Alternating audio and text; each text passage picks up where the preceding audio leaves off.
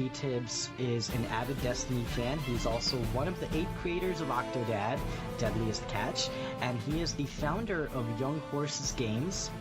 And Octodad is available on all platforms from Xbox to PS4 to the Nintendo Switch to PC and even the Wii U. So we are really grateful to have PTibz on the show. And PTibz also has the Wayfarer badge, and he's very close to getting his Dredgen badge too. Eerily close, like so close. It's upsettingly close. I've been going after the kind of light versus light triumph for that badge or for that title for a long time, because like when Gambit was first released, a lot of people would invade and immediately go into super and try to take out people that way to heal the primeval. And then ever since kind of Sleeper and Queenbreaker kind of became the meta for Gambit, nobody really invades with super anymore unless it's like a last ditch effort sort of thing out of desperation. And so it became much more difficult to actually complete that triumph. And it's the only one I have left. And it's been the only one I've had left for like, I don't know, months now. You're so right about that. Like even the machine guns now, like everybody, when they invade with machine guns. So it's like, how do you expect to use a super when they can just see where you're on the map and then just gun you down really quick with a machine gun? Yeah. If it's not Queenbreaker or Sleeper, it's Hammerhead or Thunderlord for sure. I believe that Bungie is going to make some changes to how you acquire that triumph, where you'll be able to pretty much kill any enemy. It doesn't have to necessarily be the invader. And I believe that update is coming with March 5th.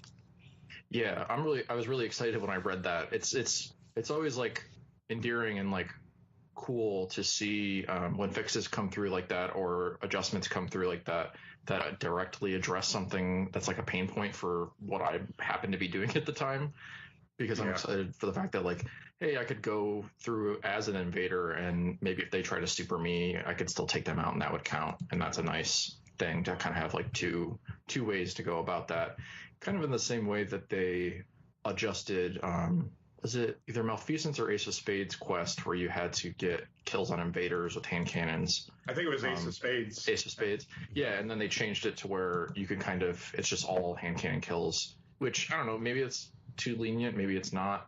I had already kind of finished it by the time they changed it, but I really like that they spend the time and pay that much attention to kind of the player's experience and trying to make it like the best possible it can be. Yeah, it shows that they're listening, they're avid players, and they're willing to make changes. They have their foothold in the game. It's nice to see that.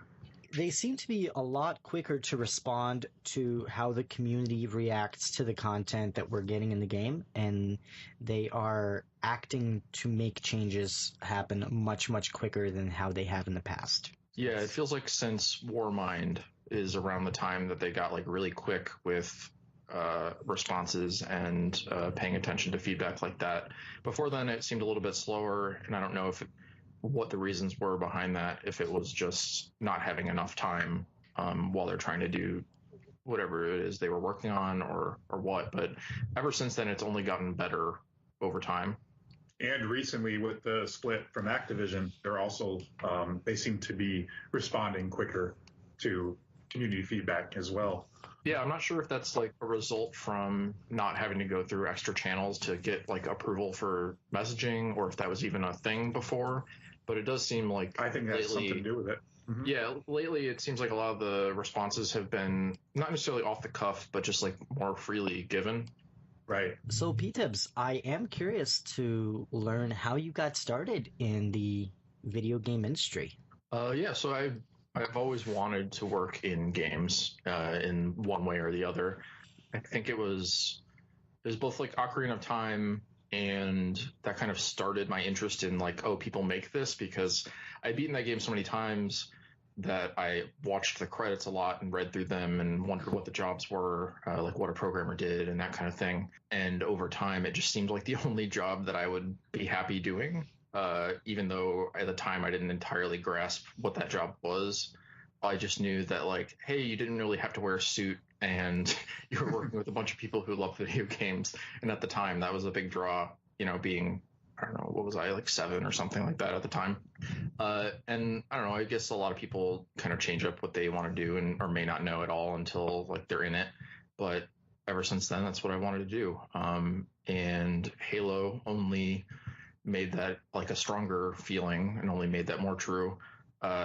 I think I've beaten that game more than 30 times, done all difficulties, ran through on Legendary, did co-op, LAN parties, all that stuff. And I've been playing Bungie's games since Halo, and then I went back and played some of their older stuff, like Oni, that Bungie West did. Well, it was Bungie West at the time. Mm-hmm. And all of that kind of added together with being a big fan of all games in general, and all my friends played a lot of video games and stuff like that. When I went to go figure out like where I was going to go to college and go to school, I was looking at a lot of game development programs, which just happened at the time to be kind of starting up and spreading and becoming more of a thing. They were still early on. This was like, I want to say 2008. And so I just looked at a bunch of different schools. I applied at like DeVry and a couple other smaller places, and then found out at the time that there was like a big game development club as well as program at DePaul University in Chicago, and thought living in Chicago would be cool. And there were a lot of other factors, but ended up going there and heard good things about their program. And went there, did classes. It's like a normal 4-year degree. Mine was in computer game programming. So it was mostly a computer science degree, or at least like half a computer science degree and half like a game development degree in working with teams, making small games for classes, stuff like that. Starting off in like Game Maker, which is a very like graphical interface, like driven program, to where it's mostly about learning the logic behind how games work and not necessarily the coding, although you can kind of start to move into that with Game Maker scripting language. And then moving on to like XNA and try to put stuff on Xbox 360 and then further into C++ and the kind of like build your own engine territory. I think the most important thing that my time at school gave is just learning how to work with teams of people, because ultimately in game development, that's like the most essential skill, is having the communication skills to work through problems with other people and cooperate and understand what they're really trying to tell you, even if they're not able to explain it to you in the most concise way. But yeah, so not to go like way off the beaten path, but in my junior year, I had heard about a program at the school called DePaul Game Experience, where they interviewed about like 50 students. 2 professors did, who were basically the kind of advisors of this extracurricular program, and then picked around 20 of them to work on a game. And the whole point was to enter that game into the Independent Games Festival at the Game Developers Conference, because there's like a student competition within that, and you get a good amount of press and visibility through that if you place and are nominated. And the team in the year before my own had been nominated and placed, and the game was called Devil's Tuning Fork, and it was kind of this echolocation MC Escher first-person game, puzzle game. And since they had got that recognition, they decided to run that program more times. And the next year I tried out for that. And that's kind of where Octodad started within that program. Wow, that's really cool. And it's awesome that you like reference Ocarina of Time, because that's also one of my favorite games. I think the level design, the dungeon design is amazing in that game. And it really, really is one of my favorite games as well. I think more than any other game around that time, it did like an amazing job of like world building and making you feel like you were in a place, which I think is part of what got me, because I think that was the first Zelda game I actually ever had beaten. Like, I'd played Link's Awakening, but I had never beaten it, and I was never that interested in it. But when Ocarina of Time came out, it hooked me, and I've played pretty much every Zelda game since. Yeah, and so you got started pretty early, sounds like, too. And yeah, I've been playing games since I was about 3 years old. I got a Genesis that my dad had bought, and I played like Sonic and Dr. Robotnik's Bean Machine and Aladdin. And Aladdin was great. Yeah. Oh, that was such an awesome game. All sorts of stuff. I still remember playing Lion King on my Genesis. I remember playing only the first level over and over again because I was not good enough at it to beat anything else. I think that was the theme at like a younger me, where you would just sit there and replay the first like sections of a game over and over again, and that was good enough. Right? That's how it was back then, because we haven't advanced the industry enough. The industry was still very young, so in order to get the replay value out of the games, they made them really, really, really hard. Right. They were still kind of going along with I want to say like the theory behind it, like an arcade game that wants to eat quarters for the business. School philosophy, yeah. Right. Because, you're going to pay $60-$70 for this cartridge. You want it to last. And at the time, there was no one thought about it in terms of like, oh, was this like a valuable experience, even though it was only 2 hours? Right. Like now, sometimes that is the case. Yeah, now it's like if you have a game that's only 2 hours, they're like, people are just like, they're like, where's the value? Where's my 20 hours? Where's my 30 hours experience? But it's okay to have some games that are, just a few hours. It just depends on how your enjoyment was in that game. It's interesting because a lot of that depends on kind of your like socioeconomic status, like how much money do you actually have to spend on games every year? And like, do you have to make a more involved decision in like, well, I'm only going to be able to buy maybe like 2 or 3 games this year. And so I want those games to last and be the thing that I'm going to play nonstop, or, whatever. Or, am I more the kind of person who would rather spend like $5 or $10 on some smaller games and buy and play a lot of them? Or, and then it just depends also on your taste, and it's kind of all over the place. And it's nice. I don't know. There's a bit of a fear within the game development community right now that there are so many games coming out on Steam every single day that like anything you make is going to get lost among those. But at the same time, it's great for players because there's a game for absolutely everyone, no matter what you want. Right, and that's kind of happening on Switch right now. Not to the extent of Steam, but it's like, it seems like all the indies are hitting the Switch now, and I love the Switch for that. Like, I have so many indie games on my Switch. It's a great platform. Mm-hmm.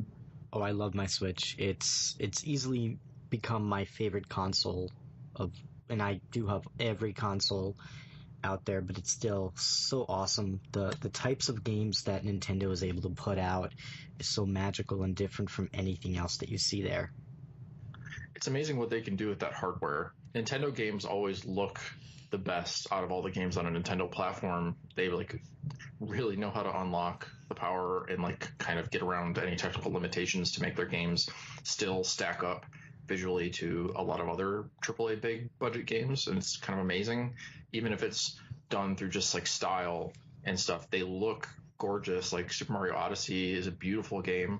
Breath of the Wild is a beautiful game, like breathtaking game, and it's pretty astounding that you can get that kind of experience on this handheld that you can take with you anywhere. Anytime I'm on like a trip or going to like a conference or something, like being able to play a mainline 3D Zelda game in a hotel room without having to like bring a whole console and try and hook it up to a weird hotel TV that you have to figure out the input on and whatever is great. Right. Even Splatoon 2, it looks and runs very, very well. You get a solid 60 frames. Pretty impressive for a small little console.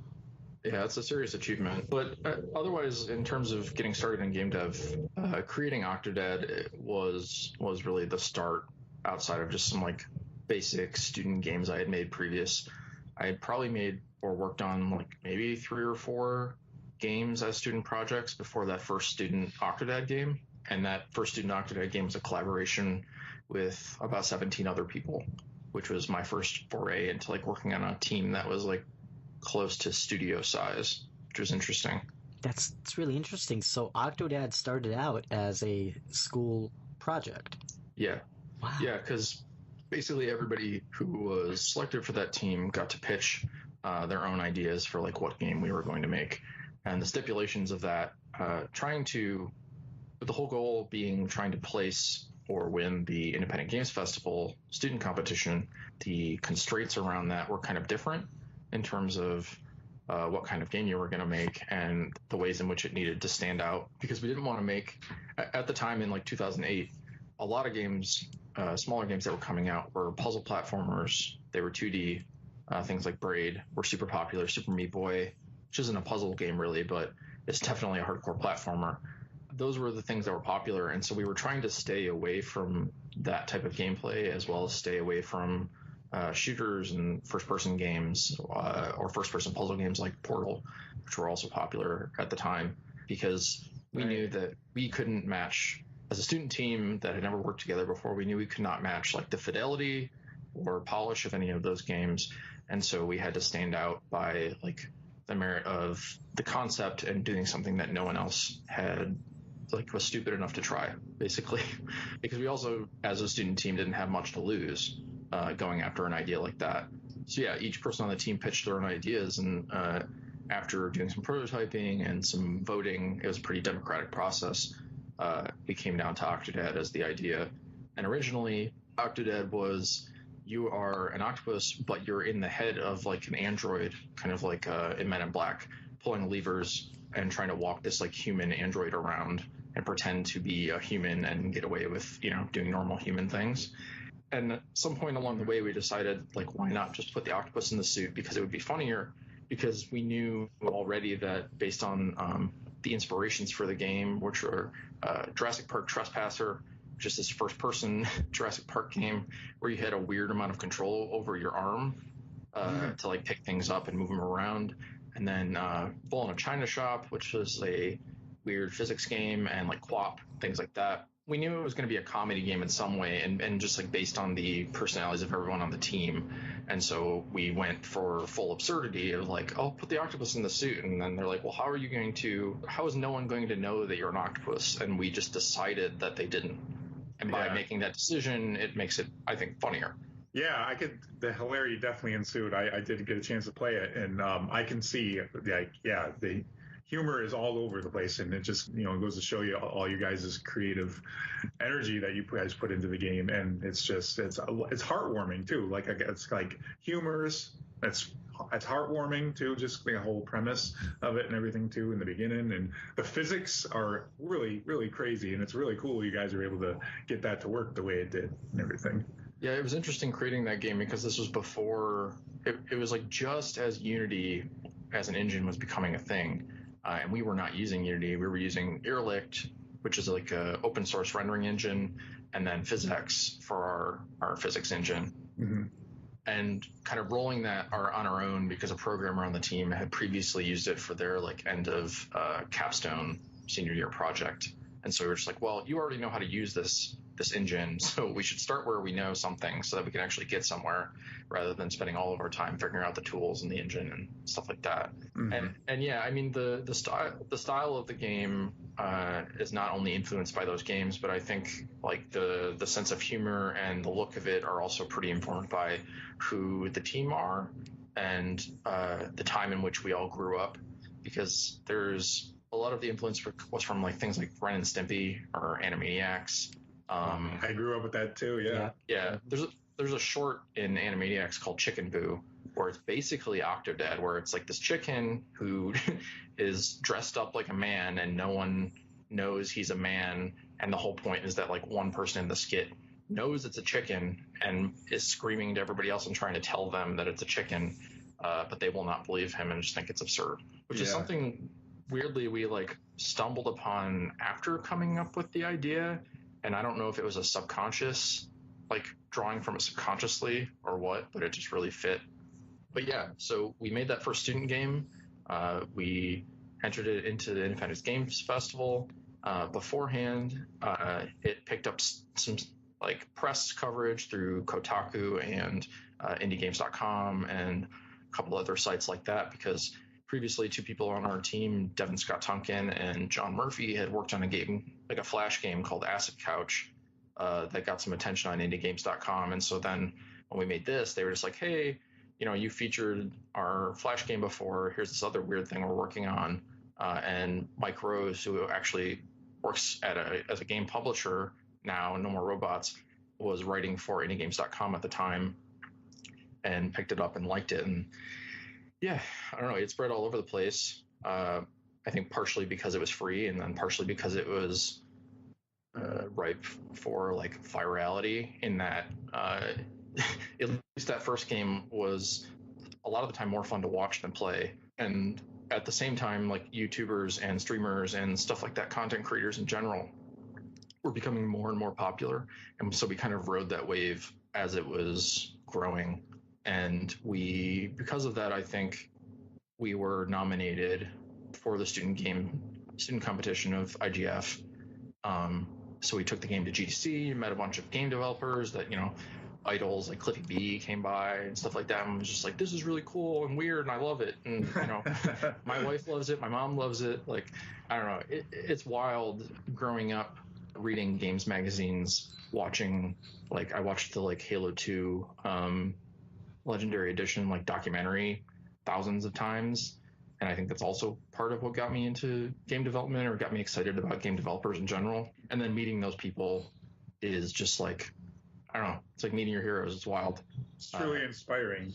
Yeah, and I don't know, sometimes they say don't meet your heroes or whatever, you'll be disappointed, but I have yet to be disappointed by any of mine that I've met so far, so I feel pretty lucky about that. And some of the team wanted to continue on to make a full commercial, professional looking Octodad with Deadliest Catch, and some people weren't interested because at the time it was still a pretty big risk, trying to bootstrap development, create a company, do a bunch of things that none of us had ever done before or knew how to do. And we ended up with about 9 people that were like, okay, I want to try and do this, after having a meeting at GDC in the basement of this weird hostel. And we decided to try and run a Kickstarter to raise money, which at the time Kickstarter was pretty new. This was pre, Double Fine Adventure, pre Indie Game the Movie, pre a lot of big projects that have been on Kickstarter. So it didn't seem as feasible, but also wasn't as competitive as it is now. Now you have to have a super polished project to get attention because people are sick and tired of both writing about Kickstarters and seeing them, unless they're coming to the table with something impressive. Which at the time, our Kickstarter, I don't think it was that impressive, but I think what pushed us through is just having that free game out that people could try. And that got funded, and in about a month, and we formed a company, and we raised about $24,000, which is a significant amount of money, but is not nearly enough money to pay 9 people to work on a game for really any amount of time. At least, paying rent and eating and doing all the things you need to do as a human being. And so most of us were working day jobs, 40 hours a week, and then coming home and working nights and weekends. And then otherwise others were living off savings and loans and stuff like that. And then all throughout development, that's kind of how it went until it came out. And about 3 months after the game came out, which it came out January 30th, 2014 for the first time on Steam and Humble and through our site and stuff like that, we were all able to leave our jobs and work full time on the game. There's a lot of stuff in between that, but if I went through the whole story, it would take hours. Was that the full release, or was that early access when it came out in January? That was the full. That was the full release. Okay. Early access, there were things like Dwarf Fortress, which have been around forever, but early access as a broad concept, as a feasible business model, was not really a thing then.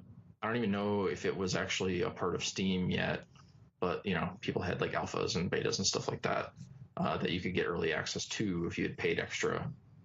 Was it challenging to get your games onto major platforms like Steam and Xbox and Sony PlayStation? It's interesting. It was at the time, because at the time Xbox Live Arcade had started to become popular.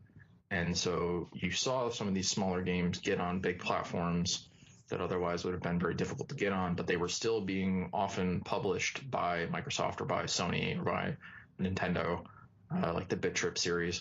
And we had spoken with Sony at GDC about potentially maybe we could be a PS3 game through PubFund, which was their funding solution for some smaller games and studios at the time. But we weren't really ready, because at that GDC in 2011, we still hadn't officially formed a company.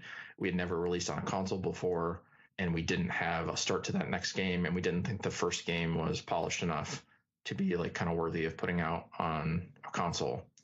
So we at least had kind of a basis of a relationship at the time, but it would have been really difficult, and I don't think we were ready at all. Very cool. And are there any interesting challenges that you faced along the way of building Octodad? I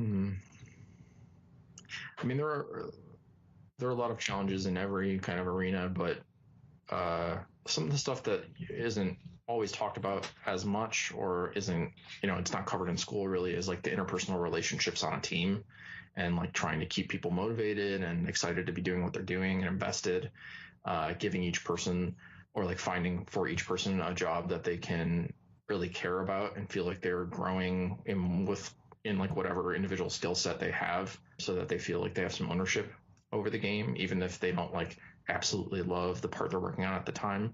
At least they're getting it better at what they love to do.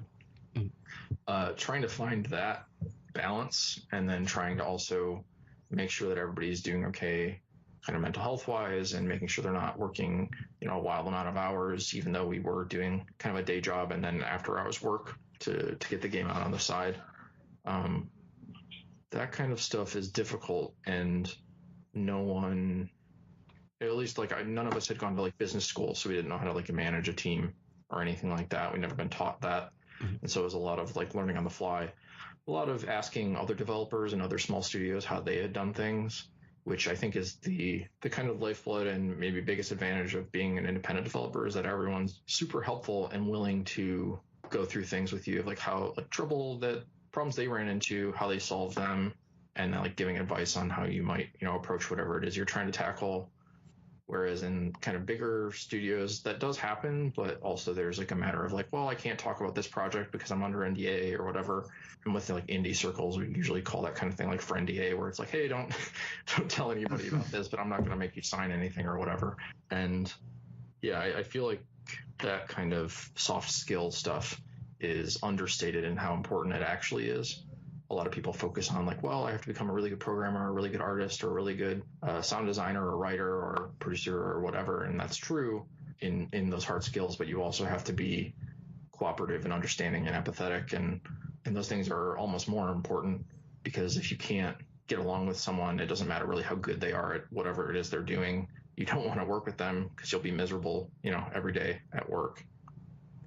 So I think that's like a challenge that it's talked about sometimes, and it's being talked about more and more, which is great, but is still kind of behind the scenes. Yeah, that makes a lot of sense. Everybody's there for a reason. Everybody has something to bring to the table. And, it's getting everybody together and communicating and things like that is very important when it comes to, creating a vision that you're trying. And when you create a project as big as Octodad, I mean, it takes multiple people to work together in a very dedicated and very laser-focused way. So it does make a lot of sense that it would take a lot of leadership and a lot of motivation and a lot of encouraging to make sure that everyone's on the same page and everybody is happy and working towards the end goal, which is to build a great game. And game development takes time. It doesn't happen overnight. It takes years to develop a really great video game, and it makes so much sense. Yeah. And I mean, part of that is like allowing yourself to kind of fail and then admit that you blew it, and like figure out what you can learn from that mistake, and your team's ability to kind of like forgive and grow and help you along the way with that kind of stuff. Because I've seen some instances in which people like they screw something up and they just kind of get buried for it, and that's the end of it. And that it's not conducive to your team members growing both as people and as developers. So that's definitely part of it as well. The amount of information that everybody has nowadays due to social media and things like that, like what's going on usually through stages of different games development, and people sometimes can be very mean and things like that, and it's like if something's not perfect or whatever, people will just all of a sudden get their pitchforks out, and it's hard for some people to understand that game development is tough. There are many design decisions and things like that, and challenges like you brought up that you have to face every day. But it's just like knowing what your vision is, staying focused, staying grounded, and things like that to help you see it through. Yeah, I mean, I think another challenge that faces a lot of developers that maybe isn't thought about as much as the amount of like paperwork and the amount of kind of bureaucratic systems you have to go through when working with large companies to release games on large platforms. And while those systems have become much better over the years in, like a bigger platform working with a smaller company, it's still a lot of work just to say like, okay, we want to pick this release date. Well, is the game through certification yet? Has it been approved? And then also there's usually like a leeway in which like you have to have it approved a certain amount of time before you can actually pick a release date. And so for when it comes to like doing like a patch and like fixing bugs and stuff like that, it all takes a bunch of extra time that is invisible to a lot of players as like, oh, well, they're just like taking their sweet time to do this and they don't care and whatever. And it's like, no, they have to work through a lot of different groups of people and systems in order to get that patch out to all these different platforms, and let alone like get it all out to all those platforms on like the same day with companies that all have different policies. And that's why a lot of the times you have like a producer or someone kind of scheduling and figuring all that out ahead of time, but that's not always something that works out the way that the studio would want, And you have to get approval from all of these different companies like Sony, Nintendo, Xbox before that update is rolled out, correct? Mm-hmm.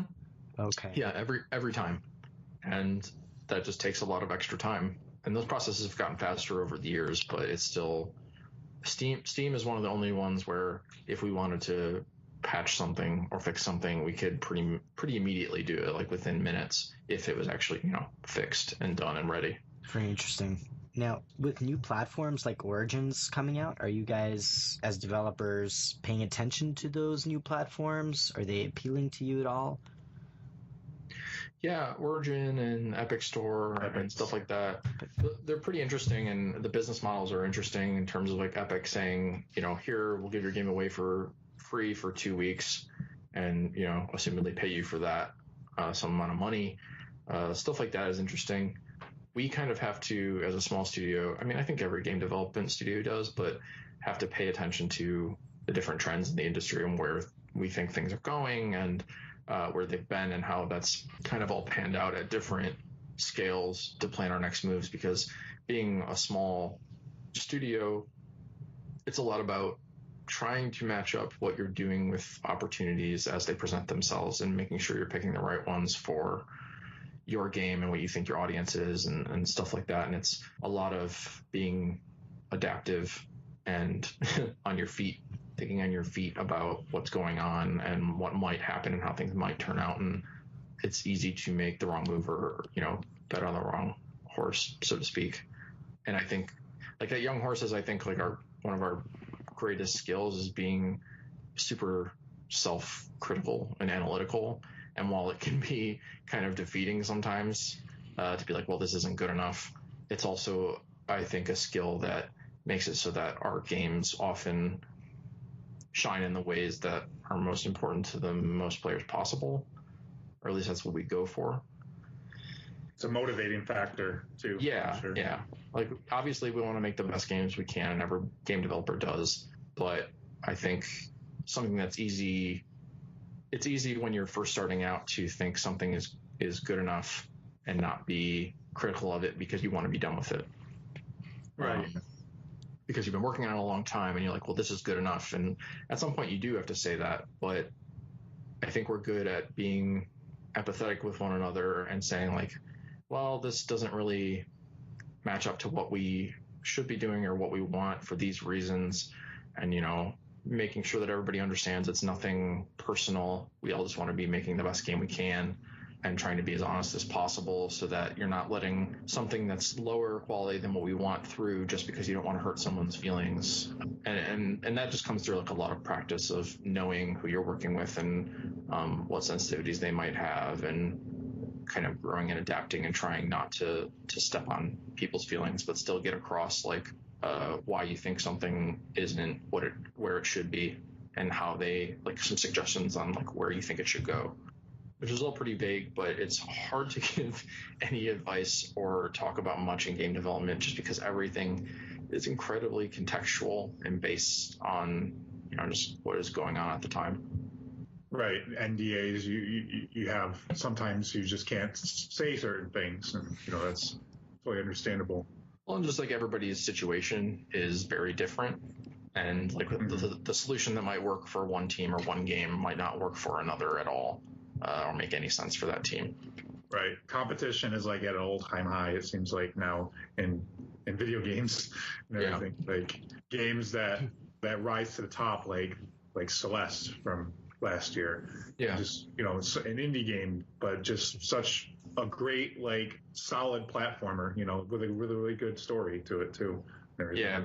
Matt and Noel spent a lot of, and the whole team, Lena and all of them, spent so much time on making that game just feel incredible to play, and the style is so coherent, both from the look and the music and the way the characters speak to each other.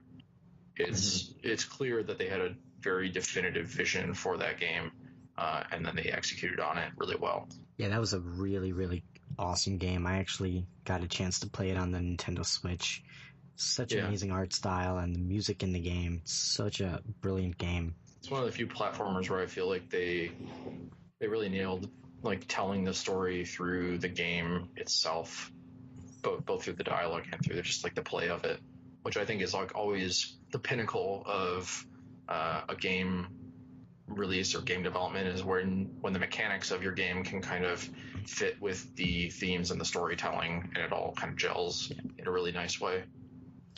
Yeah, and Celeste is one of those games where you can just get lost in it, where you forget about the mechanics, you forget about the real world, and you just get lost in the game and in the story, and it's such a positive and uplifting story.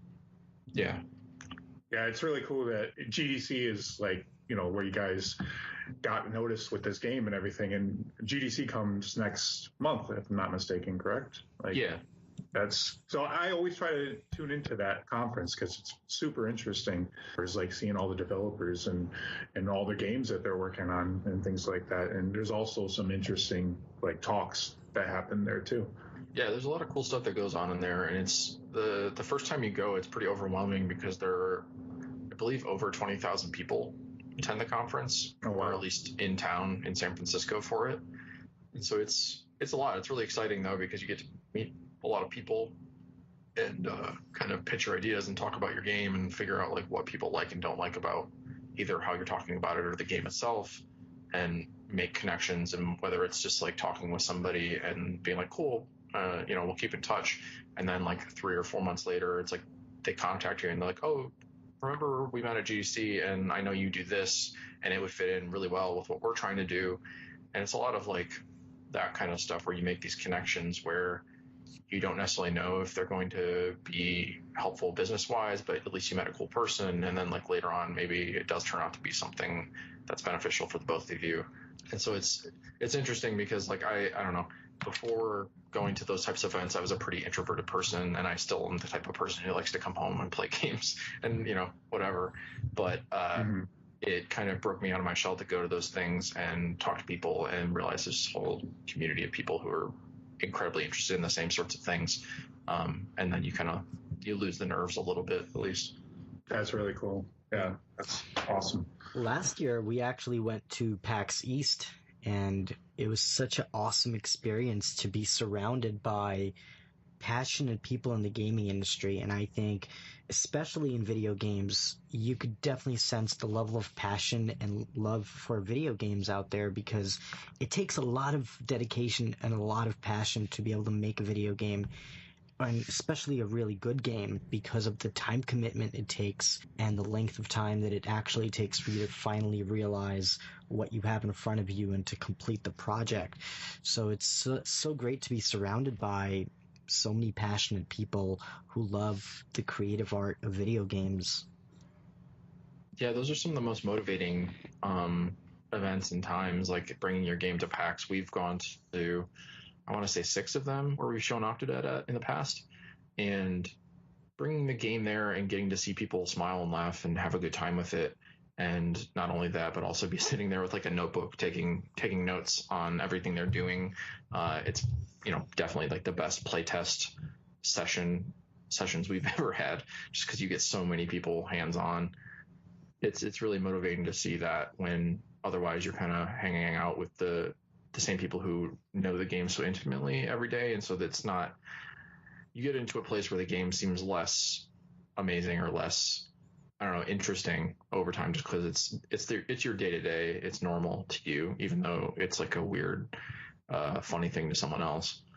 So it's always nice to go to those events and get those reactions. And, oh yeah, we are doing something good. People do like this. It's worth us like continuing to work on, just because of, like you mentioned, the long amounts of time it takes to make a game.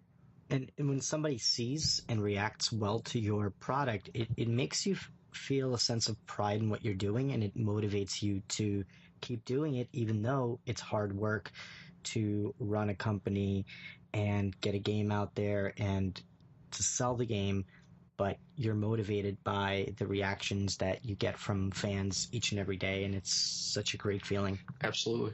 How has platforms like the Nintendo Switch affected your strategies in terms of your game releases?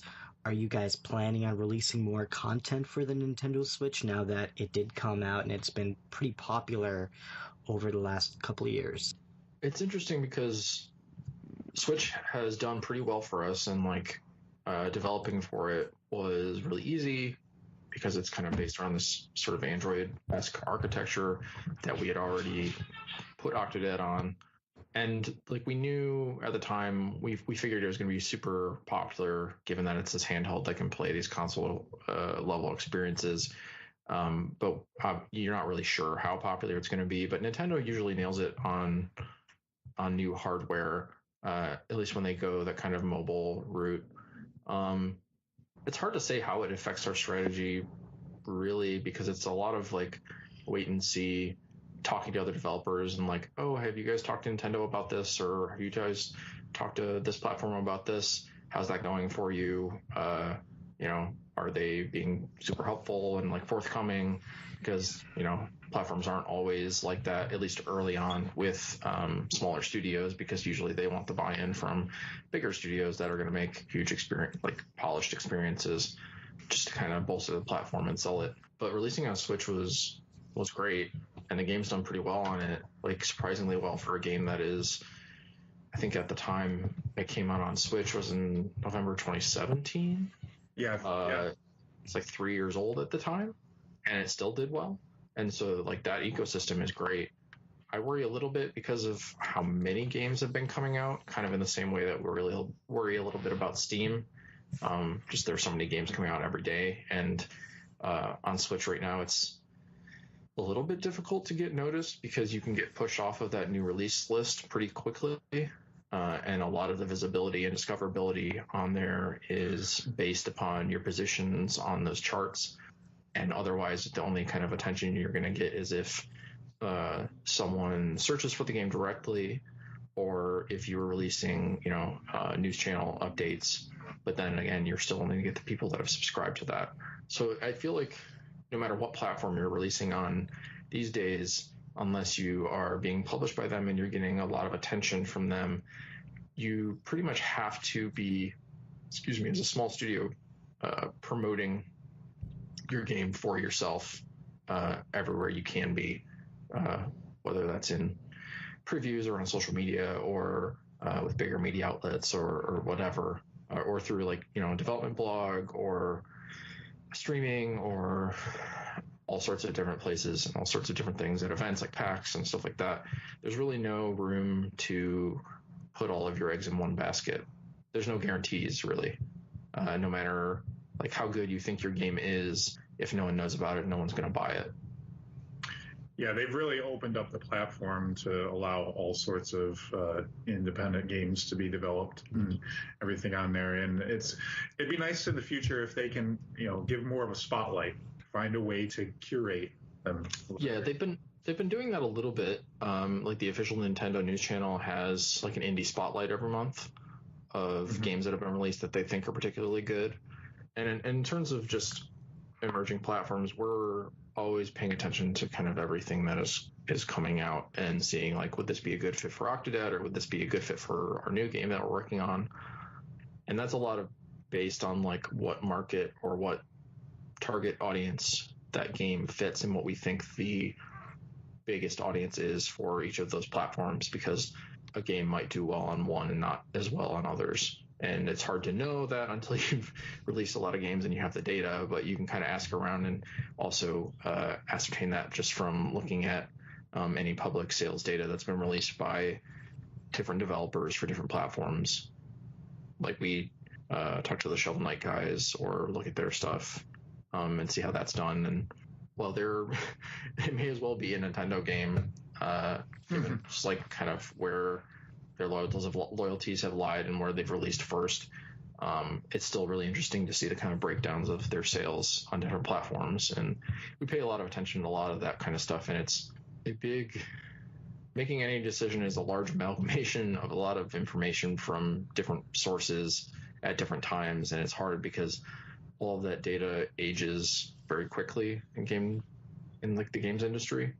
And so something that, is from 2 years ago is no longer really relevant or helpful other than knowing the history of it. Interesting. It's a very fast-paced business in which you kind of have to always be on your toes and trying to like project and understand what might happen in the future. Would you say that it's easier for an indie developer these days to release a video game as opposed to being a major developer, kind of like Bungie? Well, I guess technically now Bungie's an indie, right? They're independent, yeah. No, I don't think it's easier. I guess though it depends on like what level of indie are you talking about, because there's like no funding, we're making this game in our free time sort of indie, and then there's like us or Supergiant or Cappy or like a studio that has a little bit of money and staff and they're doing it full time, and while they're independent they may not necessarily be like indie, depending on how you like define the word. That the meaning of indie has kind of changed a lot since like shareware games back in the day. Yeah, I remember those video games. Doom was a shareware game, wasn't it? I think. I want to say that, or Quake originally, in some form. And how did you get started in Destiny? I didn't actually play Destiny 1 at all, because at the time that was kind of in the middle of us either developing or releasing Octodad and Octodad Deadliest Catch, and at the time I was like, oh, well, this looks really cool, and I've always loved everything that Bungie has done, but I don't know if I can actually have the time to invest, because in Destiny 1, at least from friends I have who played, were like, this is really grindy, and you're going to need a ton of time to get like out of it what makes it great. And so I just kind of like passed on it for the time and was like, well, maybe I'll check that out later, but I don't have time for it right this instant. And I'm playing a lot of games where it's like there's a definitive end to it. But when Destiny 2 came around, I kind of reevaluated, and everybody, both in the games industry that I'm friends with that plays, and then my friends who I used to play Halo with, were like, we're getting into this, you should really get it, you should buy it, check it out, it's going to be awesome. I started playing Destiny 2 as soon as that came out on PS4, and played with a lot of the same people I played Halo 2 with online, and Halo 1 and 3 and Reach and ODST, pretty much all of those, and got hooked within, I want to say, a couple weeks, and haven't really stopped playing since. I play at least a couple times a week, if not more, depending on the kind of content release cycle and what I've completed and what I haven't. And I think that kind of like Bungie feel to the gameplay is what hooked me initially. Just like there is no one better, in my opinion, at a first-person shooter games feel. Totally agree with you. Absolutely. I don't know what the secret sauce is, but they've had it since Halo. Yeah, just that feeling, that like concept of like 30 seconds of fun over and over again. I think it was like Jamie Griesheimer had talked about. I think he talked about it in the Halo 2 like documentary. I just remember that so vividly. It has stuck with all of their games, to where there's this loop of like 30 or 40 seconds for like an encounter that is just super fun and intense and exciting and rewarding. And just like the guns are so unique, the abilities are so unique, everything feels so them, Like, it has an identity, whereas certain Call of Duties have been really good, but I don't remember the names of guns. I don't remember, like, maps super well. And that's very well spoken, because I have the same, I feel the same way. Like the gunplay in a Bungie game, like, and especially Destiny, is like it's the best. They're the best in the biz. So when you take the gunplay, the tight gunplay and the mechanics, and then you throw loot in, that's really exciting, and like that sold it for me. Absolutely. Yeah. I think with Destiny, what keeps me coming back to it, one, the shooting mechanics are absolutely the best of any other game that I've ever played. And also the guns feel the most special. I feel like I have the greatest attachment to the weapons in Destiny, more so than any other game. Like, think back when you got a weapon like the Gallarhorn in Destiny 1, or, for example, getting a pinnacle weapon in D2 like Luna's Howl. The feeling is so incredible, and it feels so rewarding, and you have this very special attachment with not only the weapons, but your character and the lore behind that, and the environment looks so breathtaking on really every platform that you can play on, whether you're playing on Xbox, PS4, or PC. The game looks incredible, and it feels incredible, and it plays incredible. That's what gets me coming back to Destiny each and every time with every new release. And that's how I put 5,000 hours into Destiny 1. So when you say that you had to put a lot of time into that game, you weren't wrong. Yeah, I want to say I'm over 800 hours into Destiny 2 right now. That's pretty impressive still. Between PS4 and PC. 'Cause I picked up PC later to play with my brother, who has it on PC, and I play with like a lot of my friends who played Halo and stuff like that on PS4. And while I'm not as like far along on PC, I've got a Titan on there, and my Hunter is on PS4. I'm still really enjoying it, and it's weird. It's weird jumping back and forth between like 140 FPS and 30. That's always weird. I feel like I'm going in slow motion when I get back on PS4, but after like, I don't know, feels like you're drunk when you sign on and play. It's like, did I just drink something or take something? What's going on here? It's a really weird feeling, like adapting between the two. But once you're back on PS4 for like half an hour, it feels normal. Yeah. I definitely know the feeling, because I actually started the game on, well, originally Xbox, but then we migrated to PS4. And ever since the game came out on PC, we pretty much moved to the PC, but I do come back periodically to play with old friends on PS4. And going from 144 frames to 30, it does take some time to adjust. But even on PS4, I don't know if you have a PS4 Pro, the game looks really beautiful in 4K. Yeah, I just have a normal PS4. Mine is actually pretty close to a launch PS4, like 2 or 3 months after launch. But even on the normal PS4, it looks really amazing, given like what they have to work with. Definitely looks better on PC, but yeah.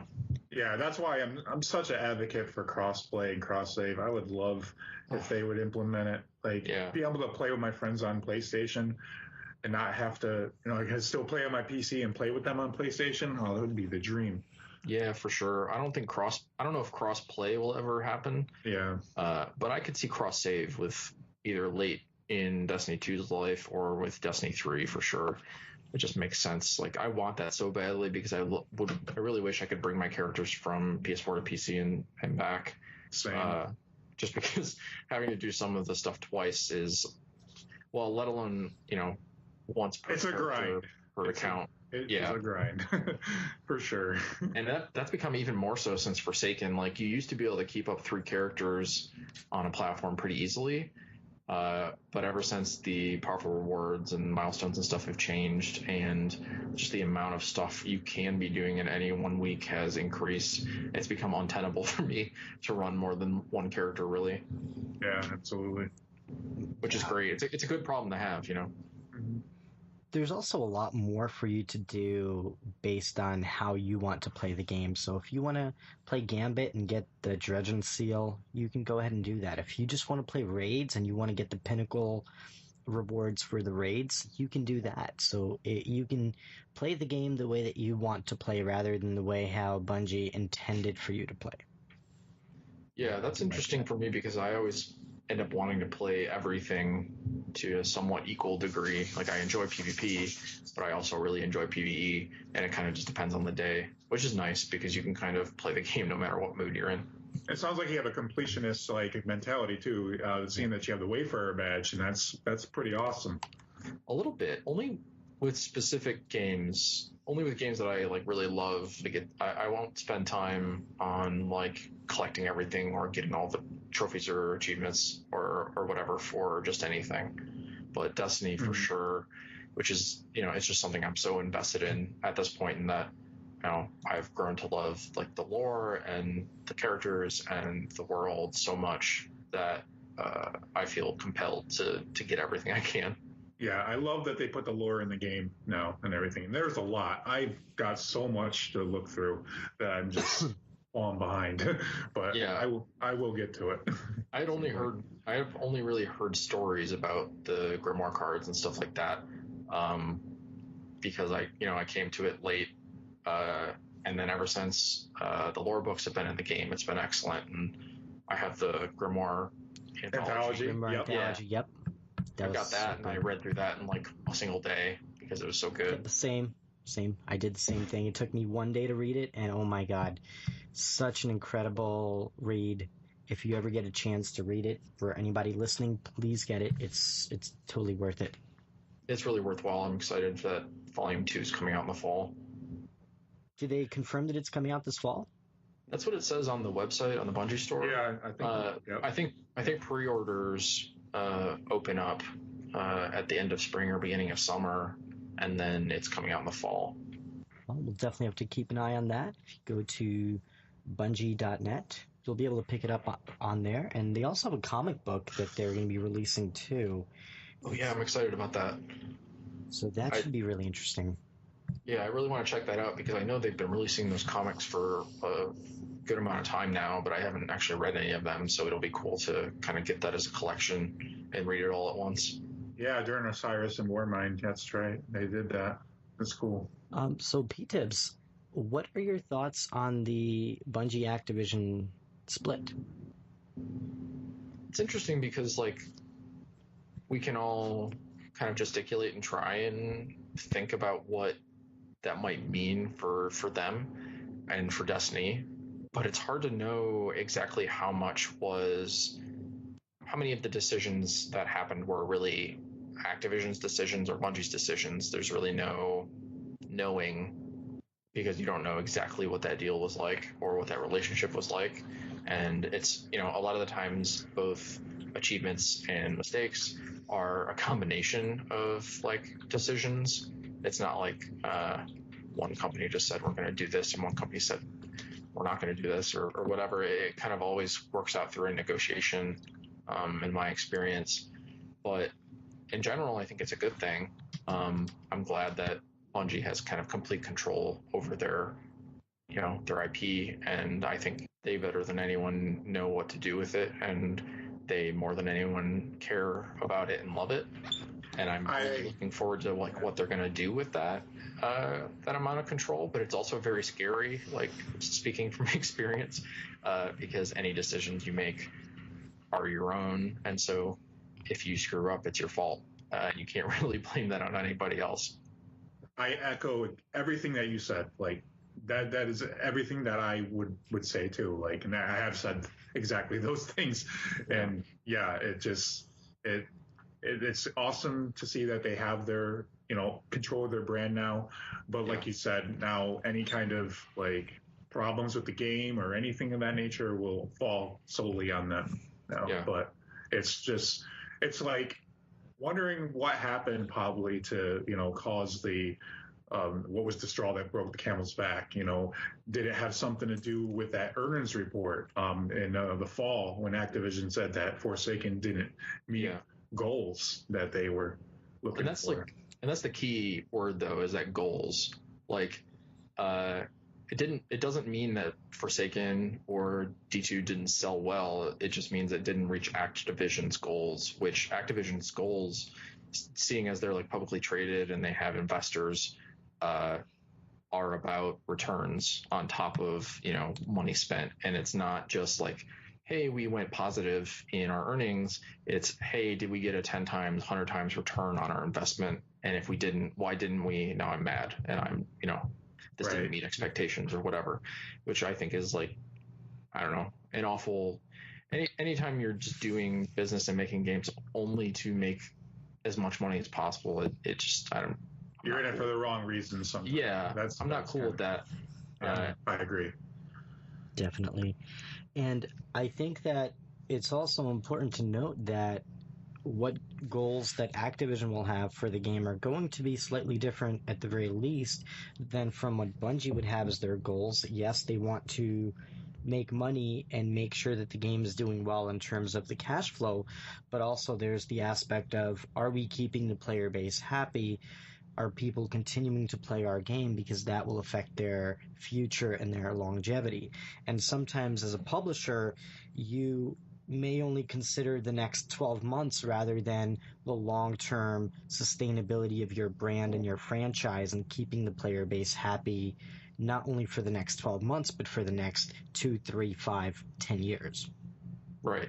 For sure. Bungie has to sit there and think about how they're going to tend to and provide content for this community that is like exciting to them over the long term and makes them want to keep coming back to Destiny. And it's a really wild challenge that like the breadth of, I have a hard time fathoming, given that like we at Young Horses, we create, these one-time experiences that you're only going to play for, anywhere between like 2.5 and 8 hours or whatever. It's hard to imagine creating something that someone comes back to multiple times a week, for potentially years, and like continues to be excited about during that whole time. Mm-hmm. Yeah, it's an interesting challenge that Bungie has, and we also have to remember with the Activision split, they are also losing support from great companies like Vicarious Visions and High Moon Studios, and also the publishing aspect of their game, which I'm sure it can't be easy to now have to handle not only the entire game development of what they're releasing, in the next 6 months, but also in the next year or two, and on top of having to worry about publishing their own games. So that does create a unique challenge for Bungie. Yeah, I'm interested to see how their like events team and marketing and publishing teams might grow or change to kind of accommodate that, and having to kind of do, because when you're working with some of these publishers or platforms and stuff like that, you're still doing the work. You're still creating those assets oftentimes, and you're still planning those things out, but they handle a lot of the legwork. And so it'll be interesting to see how they kind of fill that gap with their own people, or maybe a different team that they hire to help them with it. I read all the TWABs not only because I like follow a bunch of people on Twitter and stuff like that, not only because I love the game, but because I'm also just like very interested in the way they do business and the way they handle their community and stuff like that. It'll be interesting to see how they handle this transition and how they kind of continue on with their studio, both in Destiny and any other games they're working on in the future, given that they're independent. Yeah, because that makes sense, because it seems like their advertising and marketing teams have learned a few things by, the different releases that come through with Destiny and working with Activision. So, are they able to go forward with some of those teams and, promote within or maybe bring some people in from the outside possibly too? Yeah, I mean, every time we work with a bigger partner, we learn a lot about how they do things and how maybe we could be doing things in the future. Or if we work with like a marketing firm or something like that, like paying close attention to the kind of templates and plans that they have and being like, well, we could probably do this, and like figuring out ways in which in the future we could do a lot of stuff on our own. That's a hard part about being both a small and big team, is like figuring out when you should be handling something yourself and when you should be asking for help or hiring help. Yeah, and with a company like Bungie, they have something like 900 employees, so that's a lot of people that have to kind of bring together and, work on the same page with such a large team. Yeah, I can't imagine the logistics in getting all of those people on the same page on such an enormous project where pretty much everything touches or affects like the other. The balancing act of that is wild compared to, I mean, like something like Apex Legends or Fortnite or whatever. Those are also huge projects, but mostly they work kind of within their own spaces where it's like this is only a competitive game, or this is only like a kind of like a battle royale thing or whatever. Whereas with Destiny, it's a PvE experience, it's a story and lore experience, it's also a PvP and competitive experience if you want it to be. It's also like a collector's like looting type of thing. It's an RPG. It's kind of like all over, and all of those things affect one another, especially with the weapons existing in all of those modes being the same weapons, even if they're like slightly tweaked for different, how they affect like a guardian or a thrall or whatever. And it's extremely impressive from like a developer standpoint in how they balance all that continuously and then also update it all to kind of match how players are feeling about the game at any given moment. Yeah, it's truly unique that you're allowed, you take your weapons and that you earn out in the world and you can use them in PvP. This is like the only game I feel like that you do that. Right. You can do that in. I think that's something that like becoming a developer, I lost my kind of like anger about games in general. Like I very rarely get angry at a game or like a developer's decision about a game anymore, because there's just like I so much more understand and empathize with like what they're going through and what they're trying to do, and I understand that like no game developer wants a player to have a bad experience and are trying their best to make sure they're having a good one. And so even when like mistakes are made or something comes out and it's not as great as maybe I thought it was going to be, I'm like, well, I understand like realistically not everything can be spectacular, and a lot is informed by what you thought of the content before it and the person's perspective, and like did that person have a good or bad day when they played that game, and like I don't know, there's just so much stuff involved. Although not saying I won't say like, hey, this was a bad decision or this was a good decision. I'll definitely do that, but I'm never going to be like malicious about it. Yeah, ultimately you give constructive feedback to help the game get better rather than to be critical to a point where you're putting somebody down as a game developer, and that's what I really don't agree with. I think that can lead to some really toxic behavior in our industry. For sure. And the media isn't always very nice about things too. Yeah, it's interesting seeing writers. I've known people who've worked in games media who have then moved into game development, and seeing their opinions change, or at least their like kind of general attitude change between those two jobs is always interesting, because like, oh, this is the kind of stuff you guys were going through while trying to put these games out. Like I understand why this is this way now, and I'm a little bit more. You see the forest for the trees and everything. Right. Yeah. Now, what are your thoughts on this year's annual pass model with the annual pass and Season of the Forge and the upcoming Season of the Drifter? So before it came out, I wasn't sure what to think. I knew I was going to keep playing Destiny 2, and given that Forsaken was out and Forsaken was such like a phenomenal release, I was pretty ready to take the risk of just saying I'm going to buy this annual pass now before it even comes out and before I really know what it is, outside of like this is going to make the game even more of a live service game. And then when Black Armory came out, I understood people being upset that like I have to grind out like maybe 15 light before I can get into a forge, and then even then it's still difficult. Or maybe if I have like a perfect team, we can still beat the forge at 600.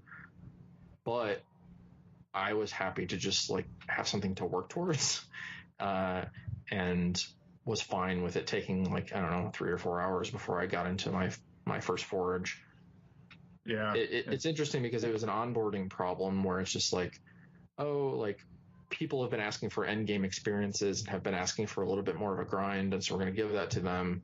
But then people realizing like, well, I don't want this kind of grind, and just like trying to accommodate all players of all skill levels and all commitment levels to the game has to be wildly difficult. Like people who I only play Destiny like 2 hours a week, but I still want to be able to play this new content that I paid for.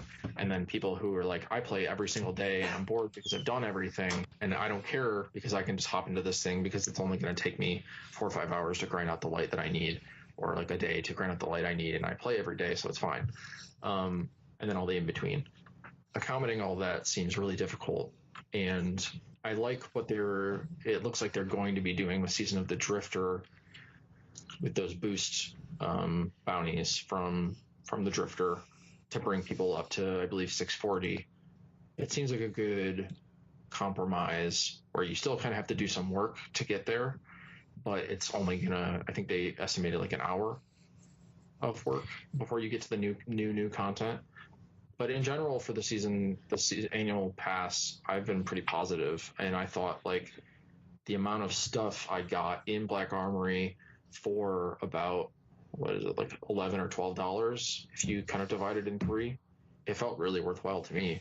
You know, that's like eating out one time at a cheap place in Chicago, which is where I'm at. So it felt super worth it. And I know people can't always make those kinds of value comparisons, or like don't always see things that way. But I always think about like, well, how much money am I going to go spend to go to the movies for like 2 hours? And it's a different thing because you're watching something, you're not interacting with it, and you know, you just get it as it is. But still, like, you go out and spend $14 or whatever for a movie ticket, and you see that movie once, and then you have to wait and then buy it again when it comes out again. Whereas, you know, I play Black Armory and I spend, you know, $12 for that part of the annual pass, and I get like, I've probably put in at least 40 hours, and it's all been good. So I don't know. I feel pretty positive about it, and I'm excited for Season of the Drifter. And then I think they just named it today Season of Opulence, which used to be Penumbra. Yeah, I think they're learning, you know, they're just like you brought up with the catch-up bounties and things like that. They're learning to, they know their game better than, you know, anybody else, and they know when things need to be implemented, and they've been doing that quicker. And, you know, just like when Black Armory came out, they were really quick to make the change where, you know, they brought the power level down immediately of that first forge and everything, because people just were banging their heads up against the wall and not be able to complete it. Yeah, I think that was within like 1 day or 2 days. It was, yeah. Yep. That was really impressive. They're definitely in tune with the community and want to do everything they can to make everybody happy, and that's part of the, you know, the difficulty of the job they have, for sure. But if you think about it within like game development time frames, going from when did Black Armory come out? Beginning of December, I think. Mm-hmm. Yep. Going from then on, until March 5th, next week, when Season of the Drifter comes out, that's not that long of a time, especially, and like, I know they've been working on Season of the Drifter before that, but they also have been incorporating all the feedback from Black Armory into Season of the Drifter to make sure that like onboarding experience is a lot more smoother, and to make sure that they're in tune with what players want out of that experience.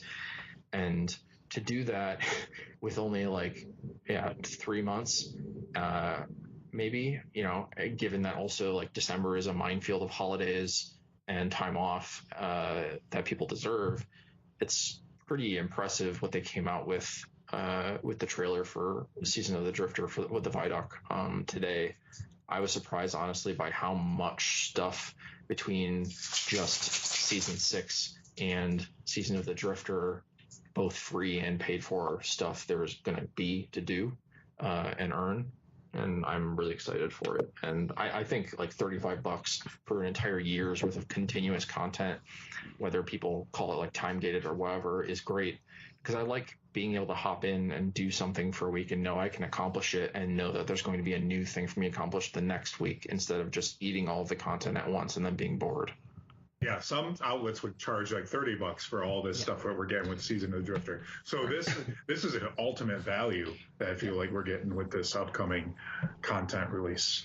I mean, it's basically a very cheap subscription service, given like compared to something like World of Warcraft, which I think is like $15 a month. Yeah, on top of paying for the base game, so you're still paying $60 for the game, right? But on top of that, you're paying $15 each and every month. And like Final Fantasy 14, right? Like that too. Well, with Destiny right now, there have been so many good sales on the base game plus like the Ultimate Collection or something like that, where you get base Destiny 2, you get Curse of Osiris and Warmind, and then you get Forsaken, and it's like $60 for all of those, if not less, depending on if there's a sale or something like that.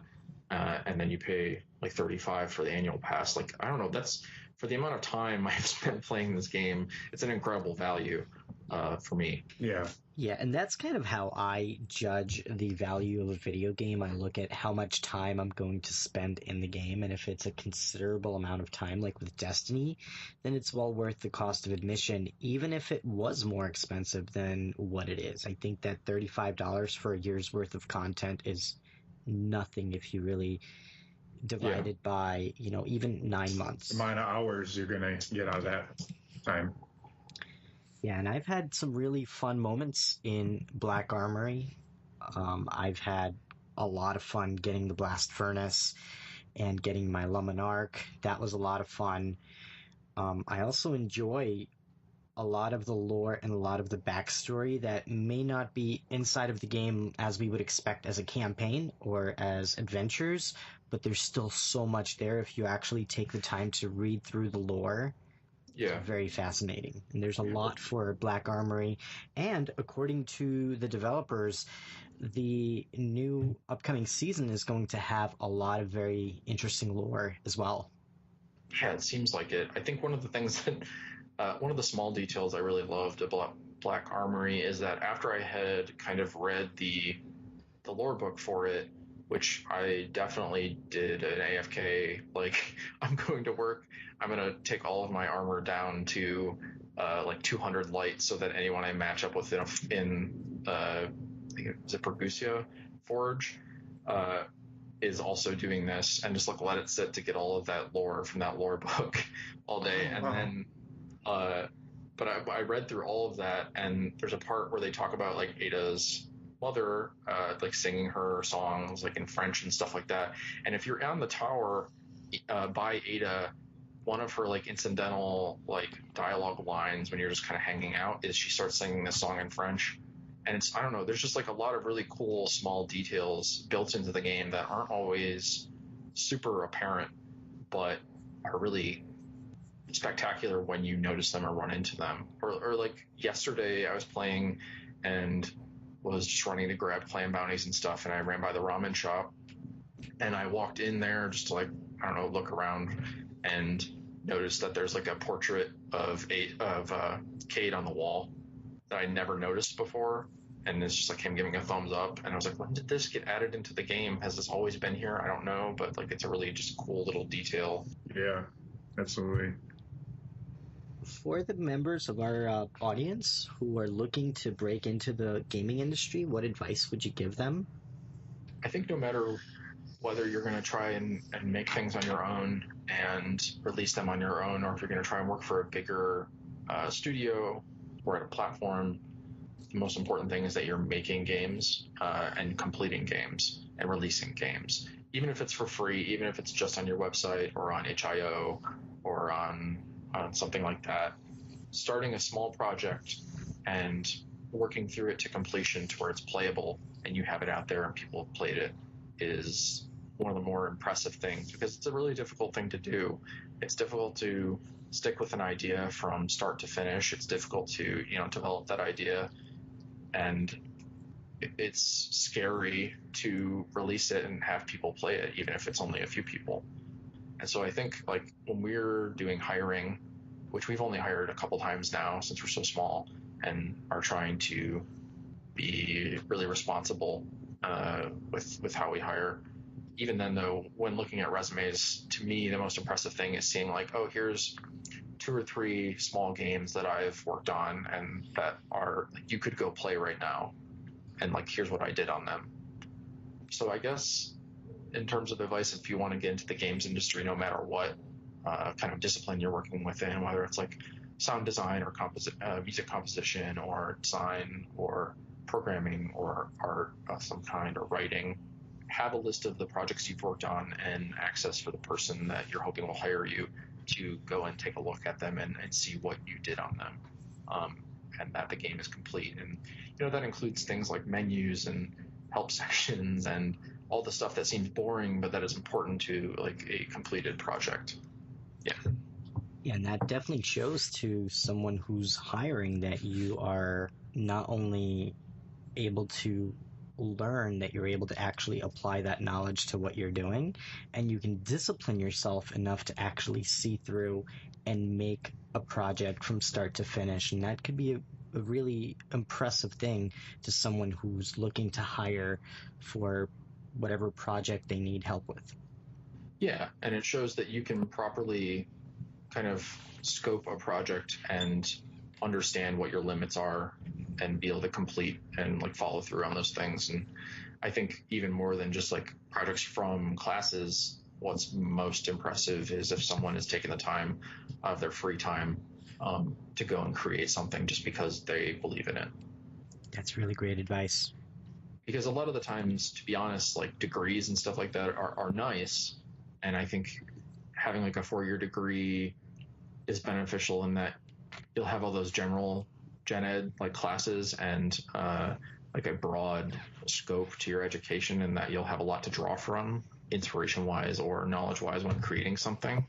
While that is all like excellent, what really matters is like, have you worked on games and do you know the process and kind of like what your skill set and contributions were to those projects. That's some good insight. Yeah. And PTibz, from what you're able to share, of course, we don't want you to break any kind of agreements. What are you currently working on as far as your day-to-day? So pretty much since Octodad has released, we've been working on both putting it on every platform that makes sense, and then also keeping those all up to date, fixing bugs, working support, working through our forums and stuff like that. But we've been working on a new game since, I want to say like February 2015 in some capacity, where like me and a couple other people might have been working on Octodad ports for different platforms, but then the rest of the team we had all kind of started this new project in its infancy, and just like everyone on the team pitches their ideas for different games, and then we kind of evaluate which of those makes the most sense for the team to work on, and then we prototype 3 of them in a basic way, and then we work towards figuring out which of those is going to be our next project, if any of them. And so we've been working on a new thing full-time for about 3 years now, and it's a significantly larger game than Octodad and more involved game, and it still has our kind of style to it, which what we go for both in terms of tone and story and mechanics is something that is accessible, that anyone could play, but that has depth there for those who want to look for it, and that also a kid or a person of any age could enjoy, but that if you're an adult, you're probably going to get a little bit more out of it than anybody else. We're not on the quality bar of like a Pixar, but I think when you go and see a Pixar movie, there's something there for everyone to enjoy, no matter their background or their age or life experience. And we go for that same sort of vibe the best we can. It's always something that we try to make sure that it has heart, and it's most likely going to end up funny in some way, we hope, just because that's the kind of people we are. We're always joking around, that sort of thing. And it's only other things I can really say right now is it's colorful and vibrant, and that the game genre is completely different than Octodad. That's really cool, because I've been having a lot of fun with Octodad, and I'm going to gonna play that through because I'm having a lot of fun with it. So I'd be definitely interested in checking out your guys' new project, and when the game releases, I will definitely play it. And sounds fun. We'll definitely keep an eye out for it for sure. And I feel the same way. I can't wait to play more of Octodad and to hear more about your new project, and hopefully sometime in the future get a chance to play it. Yeah, if you get a chance, and if you have somebody nearby to play with, you should try out the local co-op for Octodad, where each of you can play as a limb on Octodad at the same time, because that's usually a really fun party thing to do. Oh, I have to play with my kids. My kids are really once they found out that one of the creators would be on our podcast, their eyes lit up because they love Octodad. Oh, that's awesome. Yeah. Yeah, one of my buddies also, as soon as he heard that we were going to have one of the Octodad creators on the show, his kids got really, really excited. It's so awesome to get a chance to play through a game in a genre of a game that we normally wouldn't get a chance to play. And once you do, it's like a breath of fresh air. Yeah, it's definitely different, which is very on purpose. That's really, really cool. And we cannot wait to check out your upcoming game. And I'm sure we can learn more at younghorsesgames.com when it is ready for release, correct? Yep. There and on all of our social media, at Young Horses on Twitter, and Young Horses Games on Facebook. Awesome. Well, it was really great learning about all of the awesome and exciting things that you are working on, and to get your perspective on the many things from video games in general to Bungie.